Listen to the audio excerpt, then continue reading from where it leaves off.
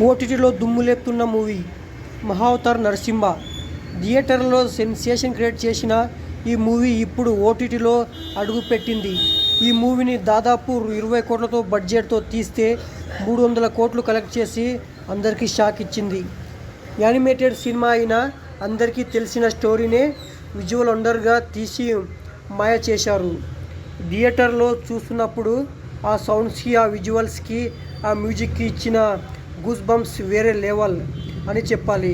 Plot ఏంటంటే, రాక్షసుడైన హిరణ్యకశిపుడు బ్రహ్మ దగ్గర నుంచి తనకు చావేరని వరాన్ని తీసుకుంటాడు.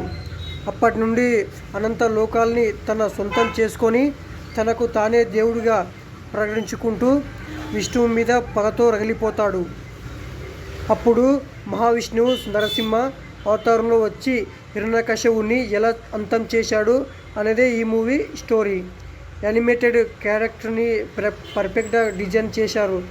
ఎస్పెషల్లీ మహావతార్ క్యారెక్టర్ని డిజైన్ చేసిన విధానం, ఎలివేషన్ సీన్స్ వేరే లెవెల్ ఉంటుంది. ఈ మూవీకి మెయిన్ హైలైట్ అంటే శ్యామ్ సిఎస్ ఇచ్చిన music, background music. Literally movie చూస్తున్నప్పుడు వేరే లెవెల్ హై ఇస్తుంది. క్లైమాక్స్ ఎపిసోడ్లో ఒక్కొక్క సీన్కి నెక్స్ట్ లెవెల్ సాటిస్ఫాక్షన్ ఉంటుంది. సింపుల్గా చెప్పాలంటే రీసెంట్గా వచ్చిన మూవీస్లో మస్ట్ వాచ్ మూవీ అని చెప్పొచ్చు. ఈ మూవీని అస్సలు మిస్ అవ్వకండి, ఫ్యామిలీతో కలిసి చూడండి. ఈ మూవీని మీరు చూడాలనుకుంటే నెట్ఫ్లిక్స్లో తెలుగులో స్ట్రీమ్ అవుతుంది, చూడండి.